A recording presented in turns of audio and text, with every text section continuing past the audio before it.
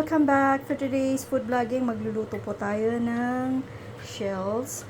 Yan, meron na akong sibuyas, bawang, luya, at ito, dahon ng sibuyas. Optional lang yan. At ito yung shells natin. Yan, igigisa lang po natin to. Simple, napakadaling lutuin. Lagyan na natin ng mantika. Lagyan na natin sibuyas, bawang, luya. Lagyan na natin yung shells. Lagyan natin ng oyster sauce, magic sarap. Yan. Lagyan konti ng paminta. Optional lang to. Madali lang tong maluto, guys. Magbubukas lang yan. Yan. Pwede na natin lagay yung dahon ng sibuyas. Yan.